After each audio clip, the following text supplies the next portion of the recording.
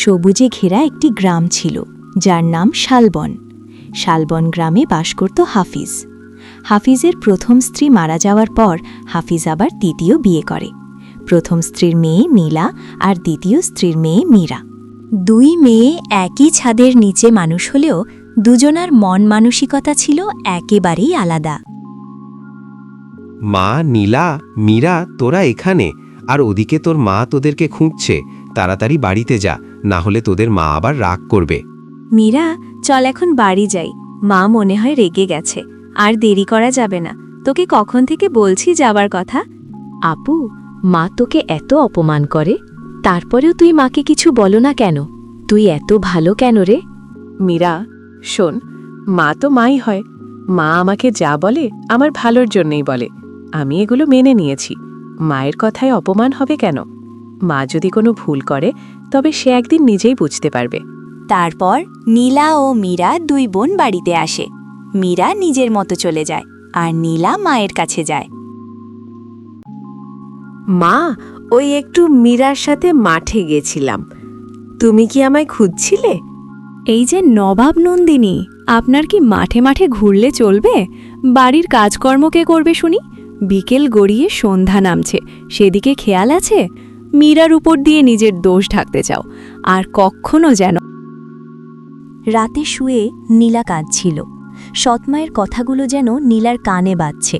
আজ যদি নীলার মা বেঁচে থাকত, তাহলে কি এভাবে বলতে পারত, মা, তুমি আমাকে একা রেখে গেলে কেন? আমাকেও তোমার সাথে নিয়ে যেতে।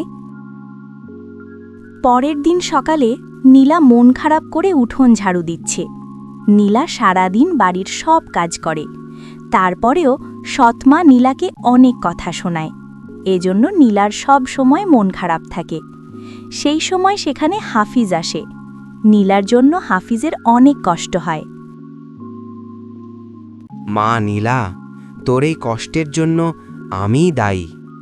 তোর মা মারা যাওয়ার পর তোর কথা ভেবেই আবার বিয়ে করেছিলাম। এখন দেখছি খাল কেটে কুমির এনেছি।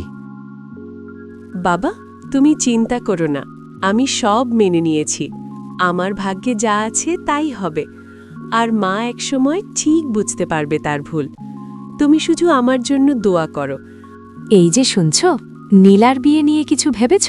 যেখানে পারো ওকে বিয়ে দিয়ে আমাকে উদ্ধার করো। মীরার জন্য ভালো ভালো বিয়ের সম্বন্ধ আসছে। নীলার বিয়ে নিয়ে আমিও ভাবছি। সবাইকে বলেছি ভালো একটা ছেলে দেখার জন্য। ছেলে যেন পরিশ্রমী আর সৎ হয়। আমার মা মরা মেয়েটি যেন আর কষ্ট না পায়। তাই ওকে একটা ভালো ছেলের সাথে বিয়ে দিয়ে আমি একটু স্বস্তি পেতে চাই। ভাবি, মীরার জন্য একটা ভালো সম্বন্ধ ছিল। ছেলে অনেক ভালো, ভালো একটা চাকুরি করে, পারিবারিক অবস্থাও অনেক ভালো। একটাই ছেলে, বোন বিয়ে হয়ে গেছে। ওরা একটি শিক্ষিত ভালো মেয়ে খুঁজছে। মীরা তো পড়াশোনাও করেছে, তাই আমি মীরার কথা বলেছি। কিন্তু নীলার বিয়ে না হলে মীরার বিয়ে কিভাবে দেবেন? ভাবি, আপনি নীলাকে নিয়ে ভাববেন না। নীলার জন্য তো আমি মীরার এত ভালো ছেলে হাতছাড়া করতে পারবো না। আপনি কথা বলে ওদেরকে আসতে বলেন। আমি মীরার বাবার সাথে কথা বলবো। ওই অপায়ার জন্য তো আমার মেয়ের বিয়ে বন্ধ করব না।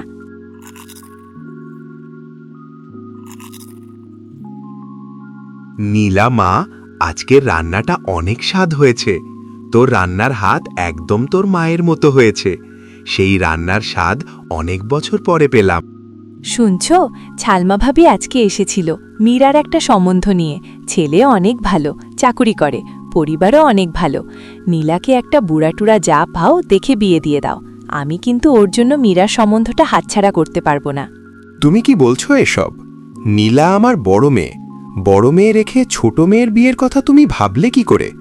ওর প্রতি আমার দায়িত্ব আছে। নীলা আমার মেয়ে, ওর বিয়ে না দিয়ে আমি মীরার বিয়ের কথা ভাবি কি করে? আগে নীলার বিয়ে হবে, তারপর মীরার। এটা আমার শেষ কথা। অত শত আমি বুঝি না। তুমি তোমার মেয়েকে বিয়ে দাও আর না দাও, আমি মীরাকে ওই ছেলের সাথেই বিয়ে দেব। আমারও এটা শেষ কথা। ওই অপায়ার জন্য তো আমার মেয়ের কপাল খেতে পারবো না। জন্মের পরে তো মাকে খেয়েছে, এখন আমার মেয়ের কপাল খাবে। রাত নিঝুম, কোনো কোলাহল নেই। চারপাশে শুধু ঝিঝি পোকার ডাক। নীরব নিস্তব্ধতা যেন হাফিজের ঘুম কেড়ে নিয়েছে। নীলার কথা ভেবে হাফিজের চোখ দিয়ে অশ্রু বেয়ে পড়ছে। হাফিজ নিজেকে বোঝাতে পারছে না, নীলার সাথে এই অন্যায় দেখেও কিছু করতে পারছে না।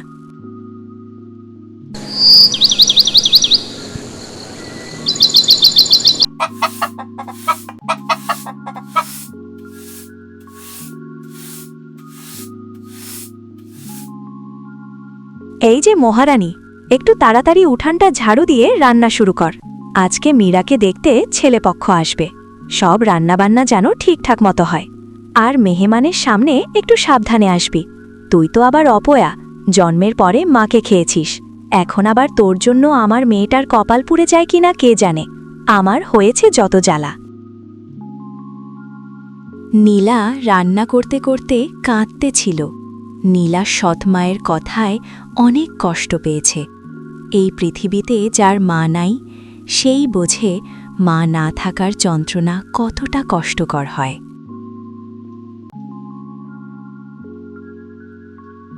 আলহামদুলিল্লাহ, মেয়ে আমাদের অনেক পছন্দ হয়েছে। আপনাদের যদি কোনো আপত্তি না থাকে তাহলে বিয়ের দিন ধার্য করতে পারি। তবে একটা কথা ছিল, শুনেছিলাম আপনার বড় মেয়ে আছে, তার এখনো বিয়ে হয়নি। বড় মেয়ে রেখে ছোট মেয়ের বিয়ের এটা আসলে... আপনি ঠিকই শুনেছেন। আসলে কি যে বলি, কেমনে বলবো। আমার বড় মেয়ের একটু শারীরিক সমস্যা আছে, তাই আসলে বিয়ে হয় নাই। ওর চিকিৎসা চলছে। আপনারা এটা নিয়ে কোনো ভাববেন না। আমারও ছেলে অনেক পছন্দ হয়েছে। তাহলে আমরা সামনে এগুতে পারি। ও ঠিক আছে, এটা কোনো ব্যাপার না। এদিকে নীলার সৎমায়ের কথা শুনে নীলা আর কান্না ধরে রাখতে পারল না। নীলা নীরবে কাঁদতে কাঁদতে সেখান থেকে চলে যায়। কিছু মানুষের কথার আঘাত বিষের থেকেও বিষাক্ত হয়। নীলা তার মায়ের কবরে এসে কাঁদতেছিল আর মায়ের সাথে কথা বলছিল। মা, তুমি আমাকে একা কেন রেখে গেলে? এত কষ্ট আমি যে আর সহ্য করতে পারছি না। মা, তুমি আমাকে তোমার কাছে নিয়ে যাও। আমি আর বেঁচে থাকতে চাই না এই স্বার্থপর দুনিয়াতে।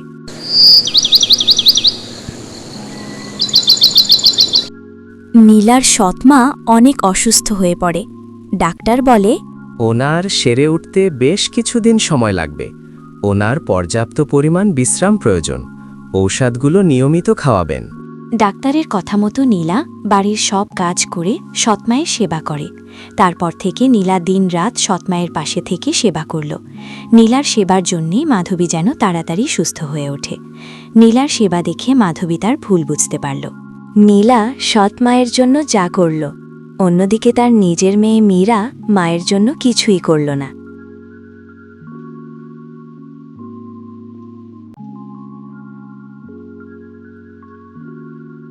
মা নীলা, তুই আমাকে ক্ষমা করে দিস।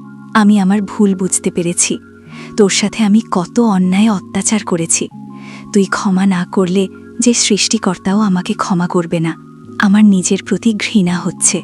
এই শুনছ, মীরার বিয়ে বন্ধ। আগে আমার বড় মেয়ের বিয়ে দেব। মা, তুমি এগুলো কি বলছো? তুমি তো আমার মা। মায়ের সন্তানের কাছে কোনো ভুল থাকতে পারে না। আমি জানতাম তুমি একদিন ঠিক তোমার ভুল বুঝতে পারবে। আজ আমার জীবনের সবচেয়ে আনন্দের দিন। আমি আমার মাকে পেয়েছি। তারপর থেকে নীলার জীবনে আর কোনো কষ্ট থাকল না।